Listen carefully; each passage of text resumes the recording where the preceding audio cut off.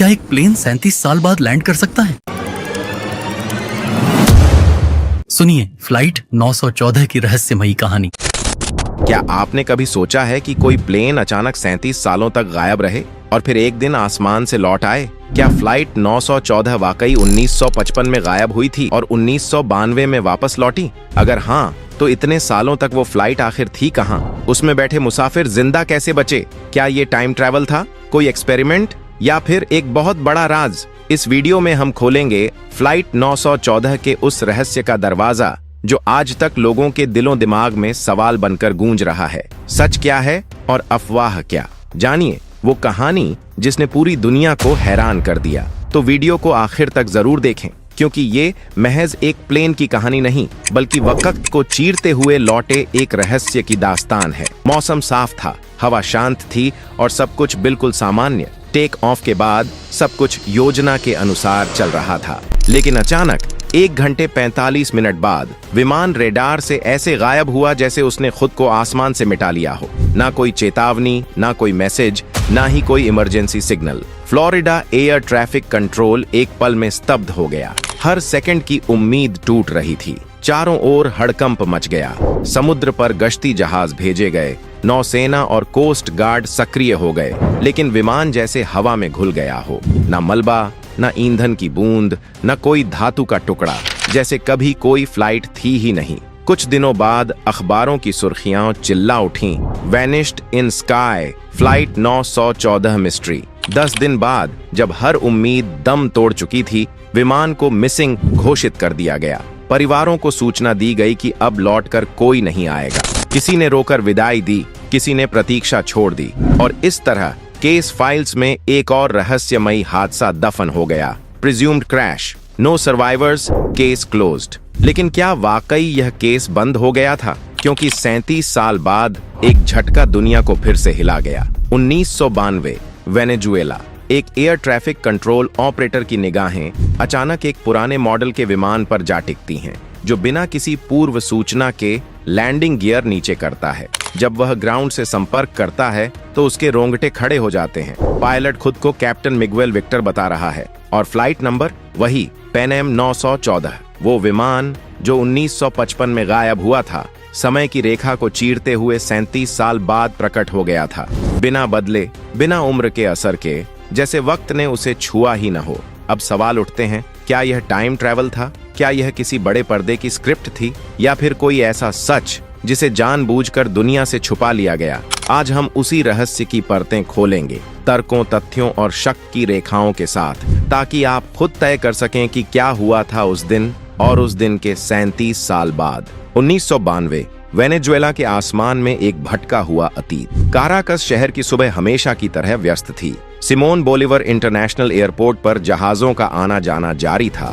Runway पर सुबह की धूप गिर रही थी और कंट्रोल रूम में सब कुछ सामान्य लग रहा था। लेकिन फिर रडार स्क्रीन पर एक साया उभरा। एक ऐसा विमान जिसकी न तो कोई पूर्व सूचना थी, न ही उसका ट्रांसपॉन्डर सिस्टम के किसी रजिस्टर में मौजूद था। रडार पर उसकी मूवमेंट, उसकी ऊंचाई, उसकी दिशा, सब कुछ वैसा लग रहा था जैसे 1950 के दशक की कोई तकनीक अचानक लौट आई हो।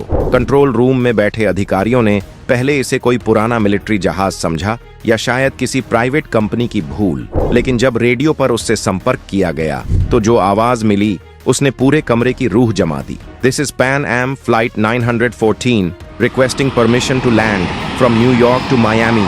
पल भर के लिए जैसे वक्त रुक गया हो। कंट्रोलर एक दूसरे की तरफ देखने लगे। डर और अविश्वास उनकी आंखों में साफ झलक रहा था। पैन अमेरिकन एयरलाइंस तो पिछले साल 1991 में बंद हो चुकी थी, और फ्लाइट 914 वो तो 37 साल पहले गायब हो चुकी थी, बिना किसी सुराग के। तुरंत पुराने रिकॉर्ड्स की पड़ताल शुरू हुई।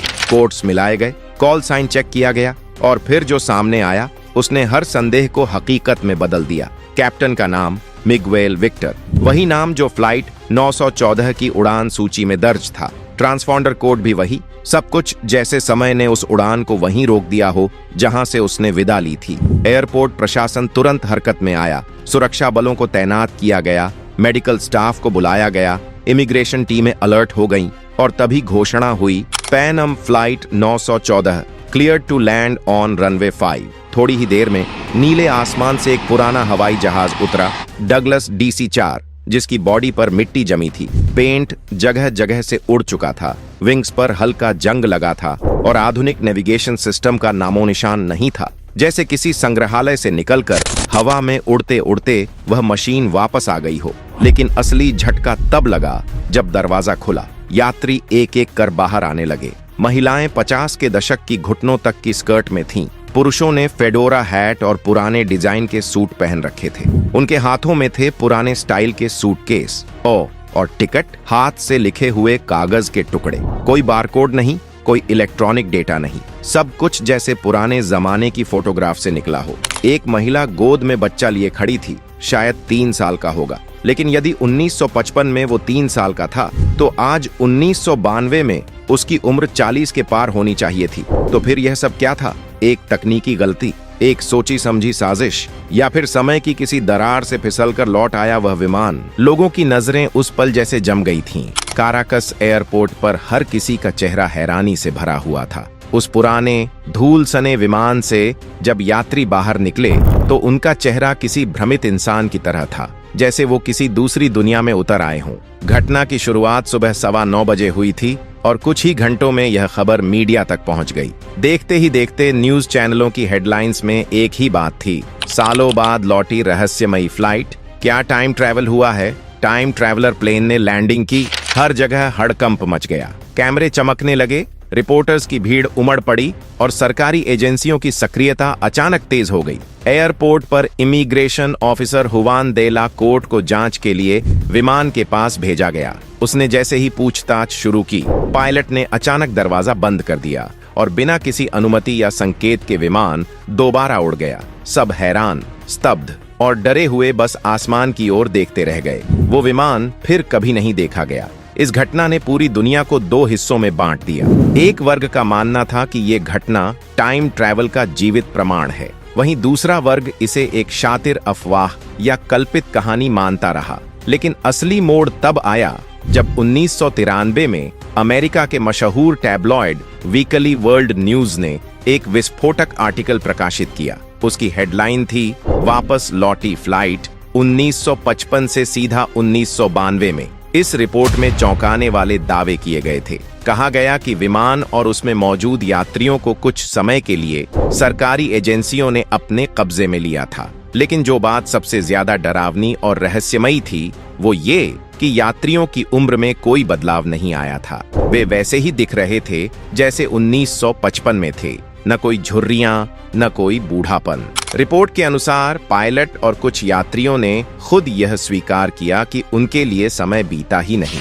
उनके मुताबिक उन्होंने तो सिर्फ कुछ ही घंटों की उड़ान भरी थी। और फिर रिपोर्ट में कुछ पुरानी धुंधली तस्वीरें भी थीं, जिनमें यात्री पुराने कपड़ों में डरे सहमे से खड़े नजर आ रहे थे। रिपोर्ट में कराकस ATC ऑफिसर जुआन दे ला कोर्ट का एक इंटरव्यू भी शामिल था, जिसमें उसने कहा था, मैंने खुद रेडियो पर उस पायलट की आवाज सुनी थी। वो मिगवेल ही था, वही 1955 वाला कैप्टन। अब सवाल ये है, क्या ये सब हकीकत थी या सिर्फ कल्पना की उड़ान? क्या वाकई फ्लाइट 914 समय की दीवार चीरकर लौटी थी, या ये इंसानों की सबसे चालाक स्क्रिप्ट थी? हम न्यूयॉर्क से मियामी जा रहे थे। ये सुनते ही कराकस एयरपोर्ट के कंट्रोल टावर में मौजूद अधिकारी क्वांदेला कोर्टे चौंक गए। सामने खड़ा विमान, उसमें बैठे लोग, उनकी वेशभूषा, सब कुछ 1950 के दशक जैसा लग रहा था। जैसे ही फ्लाइट 914 ने लैंड किया, कोर्टे ने नोटिस किया, न रडार पर सिग्नल, न कोई मॉडर्न कोड।